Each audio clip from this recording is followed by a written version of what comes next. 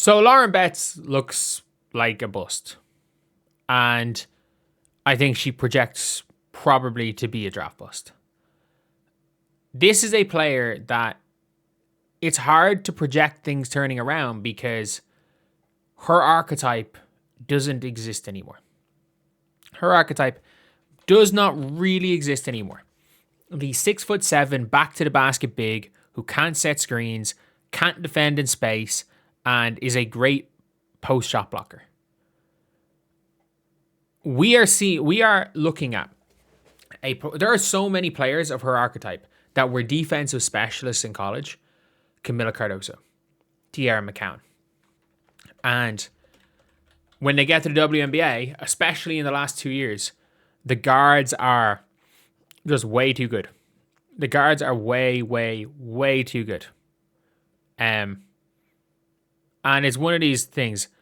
Me in November, Lauren Betts might not even be McCown 2.0. Maybe you take her mid-first round on reputation. She can't screen, can't navigate doubles. Is going to be killed in pick and roll and can only play in drop coverage. She probably shouldn't be the first Bruin off the board.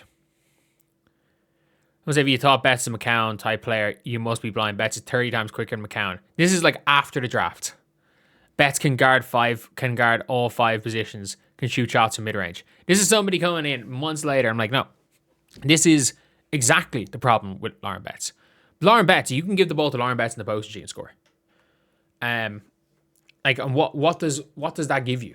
Like a slow-footed 6'7" player can't guard in the pick and roll, and can't set screens. As she's talking, she comes on and it's like, she's shocked about they don't run high-low. But heck, even in August of last year, if the Fever tank and end up with McCown 2.0, I'm jumping on the Valkyries bandwagon. If Betts end up being the Fever's pick and the coaching staffs from the 1980s. Like, also, if somebody can tell me who this guy's a burner for, this guy literally, every single tweet is defending Stephanie White or defending the Fever. Like, if anyone knows whose burner this guy is, let me know. But yeah, like, for me, you're looking again, McCown. Naismith Defensive Player of the Year. I mean, McCown won one here. McCown won one. But like, when it comes down to it, Lauren Betts is just not a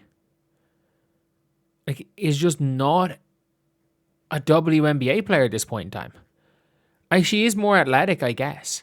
And like, even yesterday, like, she was 4 or 5 in the field, but she just gets in the way. It's not even better games. It's Cardoso as well. Like, if you ever see him with Camila Cardoso, she is a net negative for the Chicago Sky. Like, the Chicago Sky can't do anything really with Cardoso on the floor. Because, look, it's just not the way the game works anymore. Unless you can pull the 3 or you can shoot from the elbow, or you are so dominant that it kind of takes precedent over anything else. Like, Lauren Betts is a bit part player. Like, Lauren Betts plays currently. We're going to look at WNBA teams. And what teams does Lauren Betts play more? Everyone's like, oh, what are the Mystics doing? Like, they can't have her and Shakira Austin. Shakira Austin's so much better than her. Like, Dugalich is better than Lauren Betts. She's not even playing the most minutes of UCLA Bruins on her team. She can't play with Kiki. She can't, because she just gets in the way. She can't play with Kiki. She can't play with Shakira. She gets in the way. On defense, you're going to put her in pick and rolls every single possession. And you're looking here. Would she start for Minnesota? No. They already have McCown. Would she start for Vegas? No. Like, Nalissa Smith is Usain Bolt compared to Lauren Betts. She is just about athletic enough. Would she start for Atlanta? No. Would she start for Dallas? Fuck no. Would she start for New York Liberty? No. Would she start for the Fever? No. Would she start for the Valks? Maybe not. Honestly, with what Kia Stokes is doing for the Valks and suddenly she's hitting the 3 ball, probably not. Would she start for Portland over Niara? No. Would she start for would she start for Toronto over Niara? No. Would she start for Portland over Louisa? Okay, maybe. Maybe she starts for Portland over Louisa because Portland just have shooters everywhere. Does she start? But she gets in the way of all their downhill drives. So maybe not. Would she start for the Sparks? No. Would she start for the Mystics? She doesn't. Would she start for the Sky? Like, I'm going to be honest. She's just She's just a slower McCowan. So or not McCowan. Jesus. Slower Cardoso, probably not. Would she start for the Mercury over Natasha Mack? Fuck no. She's hooping. Start for Seattle over there. Twin Towers that could win them a fucking title in 5-6 years? No. Would she start for Connecticut over Brittany Griner? No. Like that archetype of player that she is, that 6'7", back to the basket center, is one of those things now that's just gone. Tiara McCowan and was a high draft pick. So was Kalani Brown. They expected they expected Liz Kitley to be a really good WNBA player. These 6'6", 6'7" players that are not Awafam or Malonga mobile genuinely just don't they don't have a spot in the league anymore as starters. Like Lauren Betts, unless something massively changes, projects to be what? Like a situational bench player? Is that what she projects to be? A situational bench player? Like, I don't get it. I don't get what she does.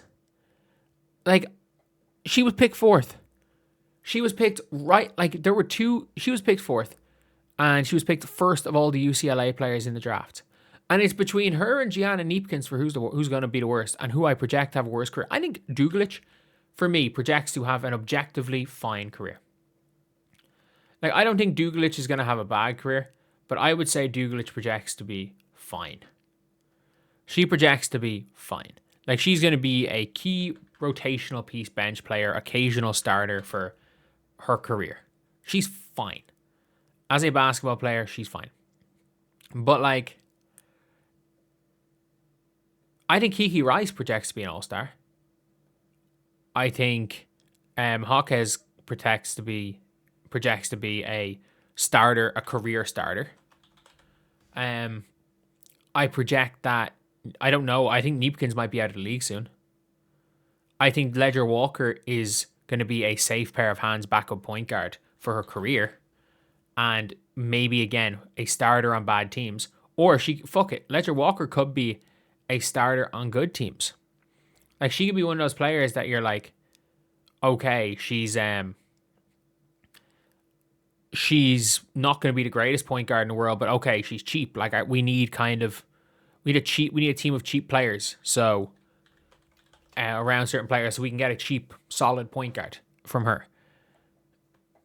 But Betts, I don't see what role Betts is going to play. I don't see how Lauren Betts projects to be anything in the league.